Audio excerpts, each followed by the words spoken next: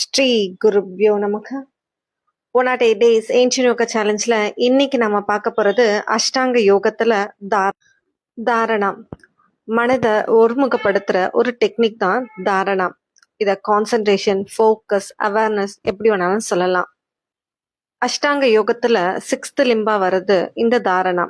மனசை ஒரே இடத்துல குவிக்கிறதுக்கு பேர் தான் இந்த தாரணா. பதஞ்சலி யோக சுத்ரால விபூதி பாதத்துல வர்சஸ் 1ல தேச பந்த சித்தசிய தாரணான்னு சொல்லியிருப்பாரு பதஞ்சலி முனிவர். இதுக்கு என்ன மீனிங் பார்த்தோம்னா, ஓரிடத்துல கவனத்தை செலுத்துறதுக்கு பேர் தான் தாரணை. மனதை ஒருநிலைப்படுத்தி கவனம் சிதறாம ஒரே புள்ளியில நிலைச்சு வைக்கிறது தான் தாரணை. அது உடல் உறுப்பா இருக்கலாம், இல்ல சக்ராஸா இருக்கலாம், இல்ல ஒலியா இருக்கலாம். நம்ம அந்த இடத்துல நம்ம மனசை குவிக்கும் போது அது தாரணையா மாறும். ஏன்ஷியன் டெக்ஸ்டான கிரேந்த சம்ஹிதால தாரணா 5 டைப்ஸா சொல்லியிருப்பாங்க. அந்த 5 டைப்ஸ் தாரணால யூஸ் பண்ற சக்ராஸை நம்ம இப்ப பார்க்கலாம்.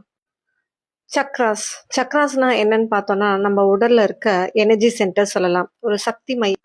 இந்த சக்ராஸ் தான் நம்மளுடைய பிராண ஓட்டத்தை கட்டுப்படுத்துறது.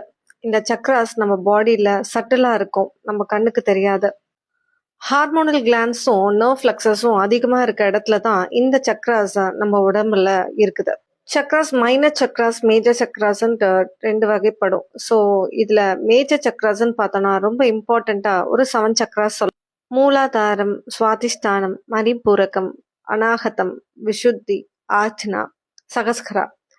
இந்த சக்ராஸ் நம்ம உடம்புல இருக்கதா சொல்லப்படுது.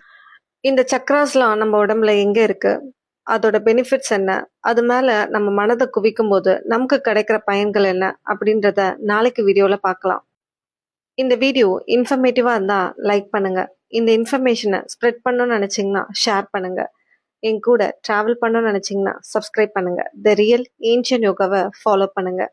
அன்டில் தென், பவது சர்வமங்கலம். நன்றி, வணக்கம்.